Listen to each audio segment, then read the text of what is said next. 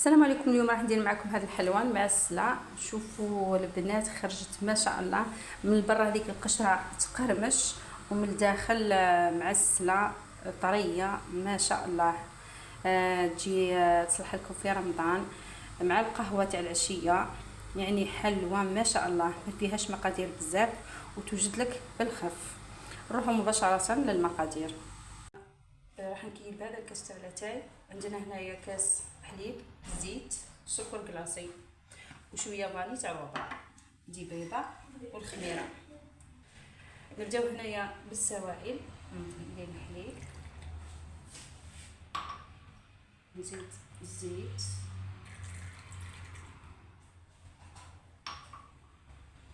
نزيد السكر. هنا البنات نخلط المقادير اللي حطيتهم، المواد اللي حطيتهم كامل. نضيف لهم بيضه. انا عطيتكم هنايا مقادير تاع كميه قليله، دير لك طبسي نتاع 2 اشخاص ولا 3 وانتي من بعد دوبلي.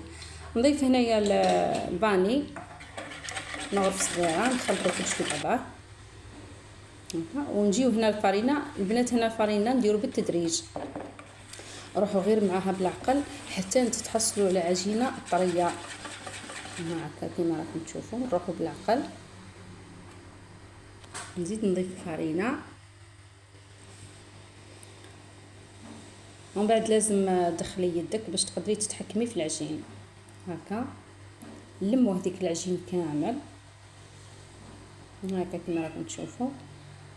ومن بعد نبسطوها بالحلال.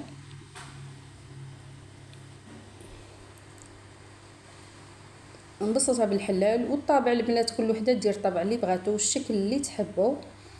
انا كان متوفر عندي هذا الشكل، استعملت هذا الشكل اللي حنطبع به درك. طريقه سهله والمقادير ما فيهاش بزاف مقادير، توجد بالخف. هنا طبعي العجين تاعك كامل، حطيه في سنيوه ومن بعد روحي للزيت، ديري كميه من الزيت في المقله وبداي تقلي.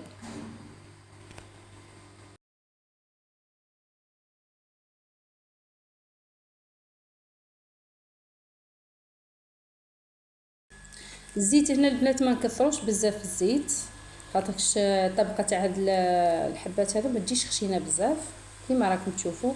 نشعلوها تسخن، نحطوها على نار متوسطه، ما ديروهاش قويه باش تبركم من الداخل ما تقعد لكمش معجنه. هنا نحط الحبات تاعي ونوجد العسيله تاعي تكون دافيه برك ماشي سخونه بزاف.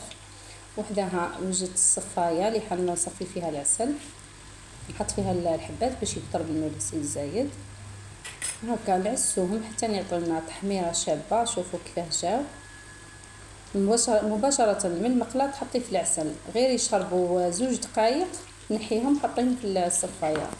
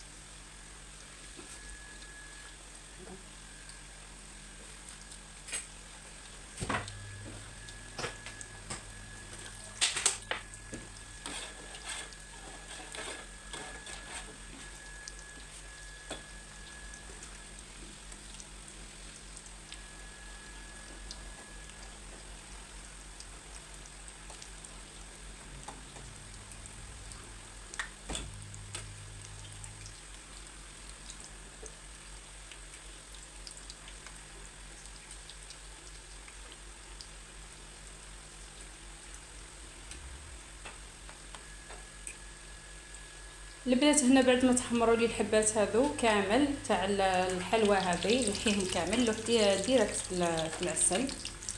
هكا نهزهم نلوحهم وهما سخونين باش يشربوا لي العسيله. نكملوا هذا العجين كامل، نكملها معكم ونتلاقاو في صحن تقديم.